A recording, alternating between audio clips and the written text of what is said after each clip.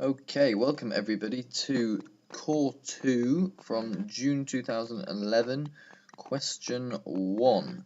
So we start off with a show that question. Show that theta equals 64 degrees correct to the nearest degree. And for that, there's a number of ways you can do that, but the way that I like to do is the sine rule, which is sine of big A, capital A, over lowercase a is equal to sine of b over b, which is equal to sine of c over c. That hasn't worked out very well, but never mind. So, how can we show that? So, sine of a, big A, that theta, that is our big A there, and our little a is going to be the length opposite. So in this case, this length from there to there, 10 centimeters. That's our length there, with a not very straight line. And then our other ones are going to be, there's angle C, go opposite. You get that length there. And in another color, let's choose orange. We've got B, and opposite that, we have 9 centimeters across there. So let's go back to this. So sine A over 10, which is our little a, is equal to sine of b. So sine 54 over 9, which is also equal to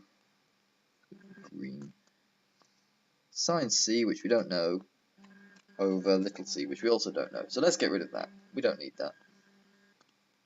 Right, so let's drill down into this. We want to find out sine A. We want to find out what A is really. Well, A is theta, just to be clear on that. A is theta in this situation. So here we go. So what we can do is we can do sine 54 over 9. We can do that. That's just a, put that into a calculator and come up with an answer. So let's do it. Let's say that sine 54 over 9 is 0.0899. Okay, and that is equal to sine of A over 10. So then let's times both sides by 10. So we get sine of A is equal to 0.899. I've just times both sides by 10. And then inverse sine both sides, so sine to the minus 1.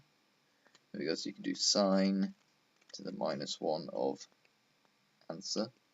There you go, that's what you do in the calculator. And you will get A, or you'll get theta, which is equal to 64 degrees. So, quite an easy starter if you know the sine rule. Probably not so easy if you don't know it, but you'll get to know it. The more of these you do, the more you'll see and be able to recognize the questions, recognize what rules to use and what you have to memorize, etc., etc. So, next question. Question B. Calculate the area of a triangle ABC. So, this is just another formula again. So, hopefully you can memorize these ones. So, the area of a triangle is equal to half times A times B times sine C. So, half A, B, sine C. Right, so let's do that then. We have half times by our A. Our A is 10 centimeters. So A is 10. And then let's go for times B. B is 9. B is 9 there because it's opposite that big B there. And then times that by sine of C.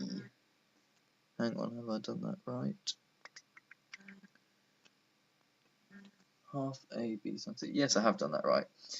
Okay, what I forgot to do at the beginning, which I should have done, is say that we needed to work out what our C was here. I know this is getting a bit messy now, but that big thick orange circle there, our C, we need to work out what that angle is, and I'm sure you know the way to do that. You go 180 minus 54 minus our theta, which we just proved was, what did we prove that was? 64 minus 64, and that will give us C, which is 62 degrees. So we should have done that first, but never mind, we've done it now.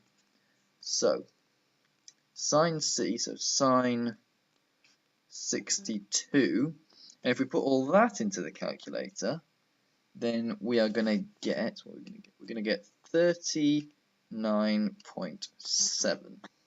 Okay, and they want it, I think, to the nearest square centimetre. So let's do that. So it's going to be equal to 40 centimetres squared. That is our answer for the second one. So, reasonably easy. I will see you on the next video.